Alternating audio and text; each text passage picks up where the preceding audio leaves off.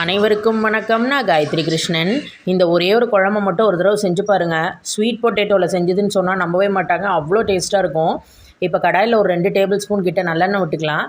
எண்ணெய் ஹீட் ஆனதுக்கப்புறம் கடுகு, வெந்தயம், பெருங்காயம், ஒரே ஒரு வரமிளகாய் கிள்ளி போட்டுக்கலாம். கூடவே 2 பச்சை மிளகா, கருவேப்பிலை சேர்த்துட்டு இதிலே ஒரு அரை ஸ்பூன் அளவுக்கு மஞ்சப்பொடியை சேர்த்துட்டு மிக்ஸ் பண்ணி விட்டுக்கலாம். இப்போ இதில் நான் இன்றைக்கி 2 பெரிய சைஸ் சக்கரவள்ளி கிழங்க தோல் எடுத்துகிட்டு கட் பண்ணி வச்சுருக்கேன் ரவுண்டாக. அதையும் உள்ளே சேர்த்துட்டு இந்த கிழங்குக்கு மட்டும் தேவையான அளவு உப்பு சேர்த்து கலந்து விட்டுக்கலாம். இப்போ இதில் நான் கொஞ்சமாக மட்டும் தண்ணி சேர்த்துக்கிறேன். ஒரு அரை கப்பு கிட்ட மட்டும் தண்ணி சேர்த்துக்கிறேன்.